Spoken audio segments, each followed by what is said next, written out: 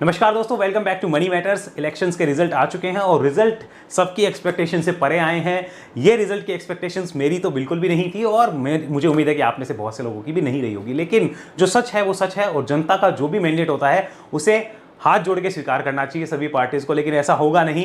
अब कहीं ना कहीं कोई ईवीएम में गड़बड़ी बताता है, कभी कोई कहेगा कि देखिए हमारी ऐसे हो गया, ये सब चीज़ें चलेंगी। लेकिन सच्चाई यही है कि जनता का जो मैंडेट है उसे स्वीकार किया जाना चाहिए और अंत में आप लोगों को भाईचारे के साथ ही रहना चाहिए। आजकल देश में एक सिस्टम चल गया है कि भाईचारा खत्म हो गया है और ऊपर से अगर ये देखा जाए कि आप किसी भी पार्टी के समर्थक हैं या उसके साथ जाते हैं तो आपकी लड़ाई दूसरे वाले पार्टी से होने के चांस बढ़ चुके हैं, जबकि ऐसा नहीं होना चाहिए।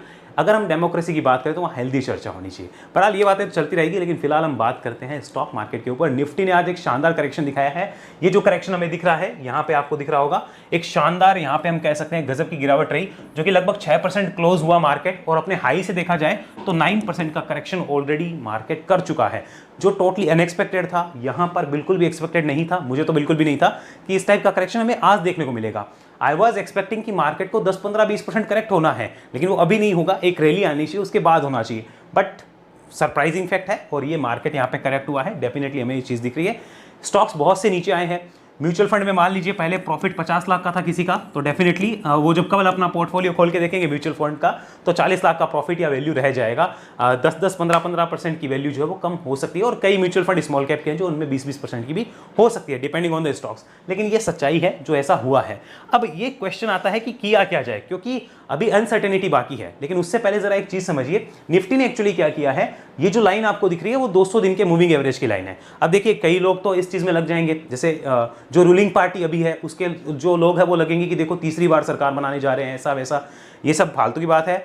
सच्चाई यही है कि जितनी एक्सपेक्टेशंस थी आप उससे कम आए हो तो आपकी एक तरीके से नैतिक हार है और स्वीकार करी जानी चाहिए। This is a moral responsibility कि हम उतनी एक्सपेक्टेशंस के साथ परफॉर्म नहीं कर पाए, वो मॉरल रेस्पॉन्सिबिलिटी होनी चाहिए। इंस्टेड ऑफ ब्लेमिंग ईवीएम और कुछ भी ब्लेम करे या कोई किसी को ब्लेम करे कि आपने धोखा दे दिया, ऐसा नहीं है।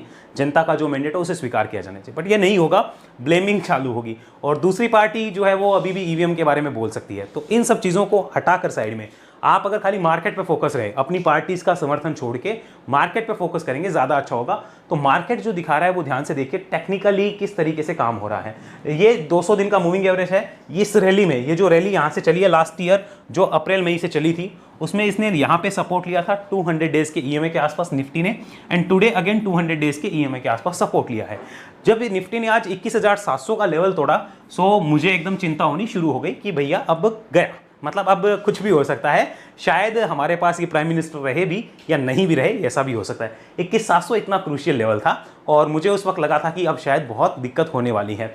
तो हम भी तैयार थे कि अब पोजीशंस कोई बाउंस करेगी तो देखेंगे, बट उतनी बाउंस करी नहीं है। तो अगर कोई करती तो डेफिनेटली कुछ मेरे पोर्टफोलियो के स्टॉक्स को भी मैं हल्का करता। लेकिन अब किन सेक्टर्स पे दाव लगाया जाए, किन स्टॉक्स को देखा जाए और अभी क्या बाय करने की जल्दबाजी करनी है, ये सारी चीज समझनी है। फिलहाल ये समझिए 21,700 को तोड़ने के बाद ये जो 21,200 के आसपास, ये लगभग 21,170 या 80 का आप लेवल कह सकते हो, यहां पर जो है मार्केट सपोर्ट लेने की कोशिश कर रहा है। इसको तोड़ने के बाद में आपको और गिरावट देखने को मिल सकती है। तो इतना मुझे क्लियर हो जाता है कि मार्केट में गिरावट भयंकर रही है। और अगर यहां पर इमेजिन करके देखिए कि हमारे जो अभी करंट प्राइम मिनिस्टर है, लाइक मैं यहां पे लिख देता हूं पीएम मोदी, ये जो है अगर ये मना कर देते हैं कि मैं प्राइम मिनिस्टर नहीं बनूंगा, तो मैं आपको डायरेक्टली बता सकता हूं be ready for more downside. आपको और डाउनसाइड और पेन देखना पड़ेगा, क्योंकि 10 साल से जो आदमी आपकी गाड़ी चला रहा था वो ड्राइवर कह रहा है कि अब गाड़ी मैं नहीं चलाऊंगा, और किसी और को जिसे एक्सपीरियंस ना हो या फिर इतना एक्सपीरियंस ना हो कि गाड़ी किस तरीके से चलाई जाती है, अगर उसे बैठा दिया गया, कोई भी हो चाहे किसी भी XYZ पार्टी का, आप पार्टी पॉलिटिक्स में ना पड़े तो ज़्यादा बेटर होगा और मार्केट में देखें तो ज़्यादा अच्छा होगा। क्योंकि कई लोग पार्टी को लेकर बहुत कमेंट करते हैं। मेरी रिक्वेस्ट है आप प्लीज़ मार्केट को लेकर करिए, मार्केट को देखिए। तो अगर ये मना कर देते हैं कि I am not going to be the prime minister of India this time, मैं नहीं होने वाला, तो फिर मार्केट कल ही आपको बड़ी गिरावट दिखा सकता है, इवन और पेन आपको हो सकता है। मान लो ये कहते हैं कि हम बनने को तैयार हैं, तो उसके बाद में क्या होगा, तो उन चीज़ों को हमें एनालाइज करना है। और अगर ये मना कर दे कि क्या होगा, सबसे पहली कंडीशन ये कि अगर प्राइम मिनिस्टर मोदी ने मना किया कि I am not going to be the prime minister of India for the third time, तब क्या होने वाला है, तब देखिए कौन से सेक्टर या कौन से स्टॉक चलेंगे। तो देखिए इस केस में कौन से सेक्टर या कौन से स्टॉक चलेंगे वो आपको बताना आज की डेट में मेरे लिए काफ़ी चैलेंजिंग होगा। लेकिन ये देखिए कि यहाँ पर कौन से पॉलिटिशियंस से, यहाँ पे देखिए पॉलिटिशियंस जो हैं ये, इनसे सरकार बनेगी, वो ज़्यादा इंपॉर्टेंट करेगा। तो ये सेक्टर और स्टॉक्स बताना आज की डेट में बहुत कठिन होगा, क्योंकि नई गवर्नमेंट को कैसी होगी, कौन से सरकार और कौन से सेक्टर्स और कौन से स्टॉक्स पे वो फोकस करेगी, हमें उसके बारे में कोई जानकारी नहीं है। प्राइम मिनिस्टर का विजन क्या होगा, नहीं जानकारी। अगर यही प्राइम मिनिस्टर कंटिन्यू रहते हैं तो फिर क्या हो सकता है, तो फिर ऑल पीएसयूज जिनकी अभी हम बात कर रहे हैं, पीएसयूज के अंदर आप मान के चलिए जो कि ग्रोथ वाले पीएसयूज है। ग्रोथ का मतलब हो गया कि आप कुछ ऐसे देखिए जहां पे इंफ्रा में कुछ आपको मिल जाए, या कुछ आप ऐसा देखिए कि रेलवे में आपको कुछ मिल जाए। रेलवे का देखिए मुझे तो आईआरसीटीसी बढ़िया लगता है, खराब नहीं लगता है, लेकिन हाँ ये देखना होगा कि अगला सरकार का विजन क्या रहता है, उसके हिसाब से डील होंगी। तो अगर ऐसे स्टॉक्स आपको 25, 30, 40% डाउन साइड पे मिलते हैं, लाइक मैं लिख देता हूं यहाँ पे 25, 30 या 40% डाउन साइड पे अगर मिल जाए तो फिर उनको देखा जा सकता है। राइट नाउ क्या यहां पे देखा जा सकता है, देखिए मैं मना नहीं कर सकता किसी भी चीज को लेके, लेकिन हाँ अगर किसी को एक बार खरीदना हो और वो इंसान अगर मैं हूं तो मैं यहां पे अभी खरीदारी नहीं करूंगा, मैं वेट करना चाहूंगा। भले यहां से मार्केट ऊपर जाता है तो जाए, क्योंकि ऑलरेडी पोर्टफोलियो तो है ही, नया पैसा नहीं लगा सकते। लेकिन अगर मुझे अच्छा पैसा लगाना है तो, और मेरी जिद है कि नहीं यहीं पे लगाना है, तो फिर पार्ट्स में लगाना चाहिए, एक बार में पूरा नहीं लगेगा। मुझे अगर एक बार में लगाना ही है तो ये ध्यान रखना होगा कि इन्वेस्टमेंट में एक बार में पैसा नहीं लगता, और मार्केट जिस वक्त अपने हाई से 20% के आसपास करेक्ट हो जाए वो सबसे बेस्ट टाइम होता है, या फिर कोई स्टॉक अपने हाई से अच्छा करेक्शन दे दे उसके बाद में ही बेस्ट टाइम होता है। इस तरीके से बीच में, इस अनसर्टेनिटी के बीच में पैसा लगाना मुझे लगता है कि सही नहीं होगा, वेट करना चाहिए। एक्यूमुलेट करने में कोई दिक्कत नहीं है, एक बार में पैसा लगाना मुझे नहीं लगता होना चाहिए। एक्यूमुलेशन वाले को कोई प्रॉब्लम नहीं है, क्योंकि एक्यूमुलेट करने के बाद स्टॉक चल जाते हैं। ये हुआ फर्स्ट सिनेरियो हमारे पास। और सेकंड सिनेरियो कि पीएम मोदी जो है अगर बन जाए तो पीएसयूज के अंदर इवन रिन्यूएबल एनर्जी जो इनका फोकस है, ये वाली फोकस रहेगा, रिन्यूएबल एनर्जी का फोकस रहेगा, उसके स्टॉक्स को देखा जा सकता है। और यहाँ पर अगर हम बात कर लें इसके ऑटो स्टॉक्स होंगे कई वाले, क्योंकि अगर इंफ्रा आ रही है ग्रोथ तो ऑटो में भी ग्रोथ आनी ही है। ये सारी चीज़ जो होगी ऑटो या ऑटो एंसिलरी से रिलेटेड स्टॉक्स जो होंगे उन सबको भी देखा जा सकता है, ऐसा मेरा अनुमान है। फिलहाल अगर आप रिन्यूएबल एनर्जी को, पीएसयूज को, और इसके अलावा अगर आप बात कर ले ईवीज को, ये ईवी वाले स्टॉक ये आपको आज डाउन साइड में अगर अवेलेबल हो रहे हैं तो डेफिनेटली देखिए। इसके अलावा यहाँ पे मैं कुछ बताना चाहूँगा, stock market related stock, stock market related stock, मैं अभी लिख नहीं पा रहा हूँ, स्टॉक मार्केट रिलेटेड स्टॉक्स, ये लिख लीजिए, stock market related stocks. Stock market related कौन से, एंजल वन, सीडीएसएल, बीएसई, ये वाले स्टॉक्स जहाँ पे हमें लगता है कि फ्यूचर में स्टॉक मार्केट में ग्रोथ आएगी ही आएगी, उनको देखा जा सकता है। मैं आपको बिल्कुल नहीं कह रहा कि आप ये स्टॉक लीजिए, मैं कह रहा हूँ एक लिस्ट बना सकते हैं, उनको देखा जा सकता है। इनके अलावा अगर आप बात करें मेरे से तो कई ऐसे फाइनेंस रिलेटेड स्टॉक्स होंगे जिनको आप देख सकते हो, फाइनेंस से रिलेटेड स्टॉक्स जिनमें कि आने वाले समय में ग्रोथ की संभावना होगी, वो आज आपको सस्ते प्राइस में मिलेंगे। क्यों? क्योंकि आगे जाके रेट कट होना है, ध्यान में रखिएगा, क्या होगा, रेट कट होगा, तो रेट कट का फायदा इनको मिलने वाला है, ये आप ध्यान में रखिए। वो आज नहीं होगा तो 2 महीने बाद होगा, बट आज जिस वैल्यूएशन पे आपको मिल जाएंगे, यानी कि अभी इस गिरावट में आपको जिस वैल्यूएशन पे मिल जाएंगे वो शायद अगली बार उस वैल्यूएशन पे ना मिले, तो इसलिए आपके लिए बेटर हो सकता है। बट रिमेंबर, हमेशा कभी भी कोई भी स्टॉक अगर आप लेते हैं तो मेरे हिसाब से उसे एक्यूमुलेशन मोड में लिया जाता है, 2-4 बार में, एक बार में लेने की भूल कभी नहीं करनी चाहिए। बाकी देखिए आपको आपका एडवाइजर बताएगा, मैं अपनी संभावना आपको बता रहा हूँ। अगर ये मना कर दे तो मुझे नहीं पता कौन बनेगा कौन नहीं। ये मना कर दे तो एक सिनेरियो है कि एनडीए ही गवर्नमेंट बनाए, तो फिर सेक्टर और स्टॉक्स कौन से चल सकते हैं, मोस्ट लाइकली यही चल सकते हैं, क्योंकि विजन तो ये दे के जाएंगे अगर ऐसा होता है तो। सेकंड सिनेरियो हो सकता है what if PM Modi and NDA जो है वो दोनों ही पावर में नहीं आ रही है, दोनों ही सरकार अगर नहीं बना पाए, या फिर जो मान लीजिए इनके घटक दल है या अलायंसेस के हैं वो दूसरे जो इंडी अलायंस है उसके साथ चले जाएं, तब क्या होगा, तब प्राइम मिनिस्टर कौन होगा कुछ नहीं पता, तब कौन से सेक्टर्स चलेंगे कुछ नहीं पता, तब कौन से स्टॉक्स चलेंगे कुछ नहीं पता। तो वो एकदम अनसर्टेनिटी वाली बात है, उसको लेकर कोई डिसीजन नहीं लिया जा सकता। अब बात ये की जाएगी कि लॉन्ग टर्म की होल्डिंग का इस केस में क्या किया जाए। तो देखिए मेरी बात ध्यान से सुनिए, लॉन्ग टर्म में उतनी ही होल्डिंग रखिए जिसपे आपको कंप्लीटली बिजनेस पे भरोसा हो।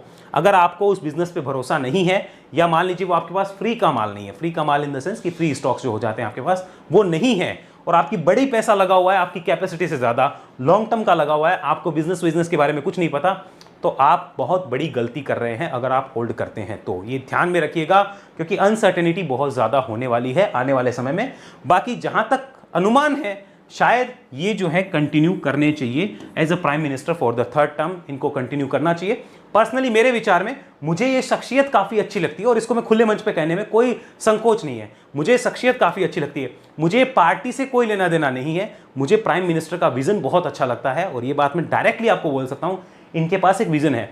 अगर आज को कल कोई दूसरी पार्टी से, जैसे कि मान लीजिए इंडी अलायंस है, इससे अगर कोई अपना विजन देश के सामने रखता है तो मैं उसकी भी तारीफ करूंगा। हमें कोई पार्टी से लेना देना नहीं होता है, लेकिन आज की डेट में अगर ये शख्सियत प्रधानमंत्री बनती है, आई विल बी हैप्पी। मुझे लगता है इंडिया की ग्रोथ स्टोरी रहेगी, और अगर ये प्रधानमंत्री नहीं बनते हैं और ये कोई नया विजन अगर नहीं रखते हैं, तो हमारे देश का फिर एक दुर्भाग्य हो सकता है कि हमें कुछ समय के लिए शायद कोई विजन देने वाला प्रधानमंत्री ना मिले। और अगर ये कोई प्रधानमंत्री ऐसा दे दे कि विजन वाला है तो मैं उनकी भी तारीफ करने को तैयार रहता हूँ, बिल्कुल कि उनकी तारीफ होनी चाहिए। इंस्टेड ऑफ पार्टी पॉलिटिक्स में पड़े बिना देश का जो भी प्रधानमंत्री हो उसको आप देखिए कि उसका विजन क्या है, जो कैबिनेट है उसका विजन क्या है, वहां पे क्या हो सकता है। अब एक चीज होने वाली है, लाइक आने वाले समय में कंपनीज को आपको करप्शन देखने को मिलेगा। एग्जांपल के लिए मान लीजिए नीतीश कुमार साहब हैं, इनको कोई मंत्रालय मिल गया और उस मंत्रालय में करप्शन हो रहा है, और यहाँ पे ये मान लीजिए पीएम मोदी है, ये बोलना चाहेंगे कि भाई इस करप्शन को मिटाओ। नीतीश बाबू एक ही बात कहेंगे, अपने चले इधर से, नीतीश कुमार या चंद्रबाबू कोई भी कहेंगे अपने चले, तुम बना लो सरकार बनती है तो ये होने वाला है, ये सिनेरियो आने वाले हैं, इसका हमें ध्यान रखना होगा। ये चीज़ें होंगी तो हमें उसी हिसाब से अपनी पोजीशंस को रखना चाहिए और एक्सपेक्टेशंस थोड़ी सी उस हिसाब से हमें एडजस्ट करनी चाहिए। पिछले समय में जिस तरीके से हमने रिटर्न्स निकाले हैं, मे नॉट बी पॉसिबल कि हम आगे निकाल पाएं अगर पीएम मोदी यहाँ पे नहीं रहते हैं, तो उसके लिए हमें प्रिपेयर रहना होगा। और उसके बाद में पीएम मोदी नहीं रहते हैं और उसके बाद अगर हमें कोई मौका मिलता है बेचने का, तो I will be sitting on sale on rice, मैं सेल ऑन राइस पे चला जाऊंगा। अगर प्राइम मिनिस्टर मोदी कंटिन्यू नहीं कर रहे हैं, पीएम कंटिन्यू नहीं करते हैं, तो मैं सेल ऑन राइस पे चला जाऊंगा और उतना ही रखूंगा जितना कि मेरी कैपेसिटी का भी वो आधा से भी आधा हो, मैं उतना ही रखूंगा। लाइक मेरा फिर बड़ा पोर्शन होगा वो यहाँ पे शायद ना रहे एक बार के लिए, और रीएनालाइज होगा कि न्यू प्राइम मिनिस्टर कौन होता है उसके हिसाब से देखा जाएगा। बट इसकी संभावना रेयर है। प्राइम मिनिस्टर कंटिन्यू करते हैं तो कौन से सेक्टर्स वगैरह है वो मैंने आपको बताए हैं, समझाए हैं, वो चलेंगे और उनमें ग्रोथ आगे रह सकती है, उनमें चांसेस रहेगा। बट अब देखना ये होगा कि एक्चुअल में इस अनसर्टेनिटी में हम दाव लगाए या ना लगाए। तो मैं आपको बता चुका हूँ, I am not betting on anything right now. मैं बैठा हूँ आराम से, एक बार बैठे हैं, एक बार देखते हैं कि क्या होता है, निकल के क्या आता है आउटकम, उसके बाद देखा जाएगा। Because this is a sudden event.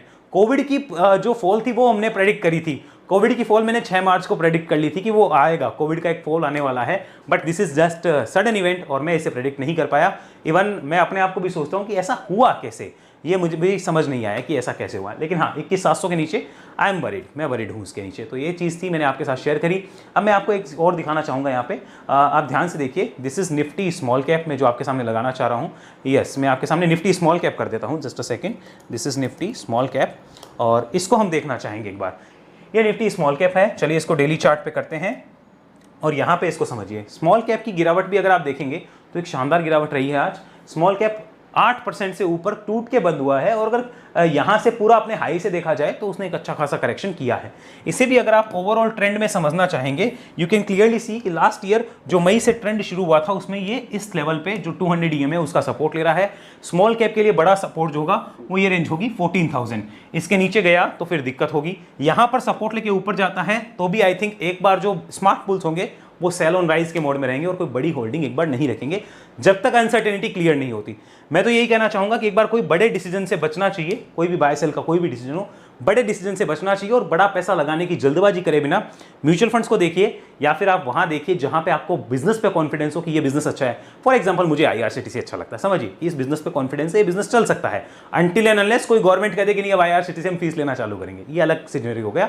तो मुझे वो बिजनेस अच्छा लगता है, तो वो अगर स्टॉक मुझे 30-40% डाउन मिल जाता है, मान लो 600 के आसपास मिल गया भविष्य में कभी भी, अब लगता तो ये सपने जैसा है, सपना तो किसी ने 800 का भी नहीं लिया था, आज आया ना ऑलमोस्ट 800-850।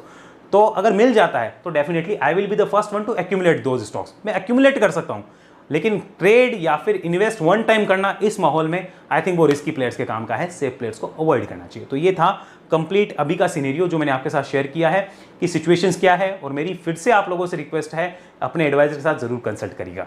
अगले वीडियो में मिलते हैं, तब तक के लिए धन्यवाद। जय हिंद, जय भारत।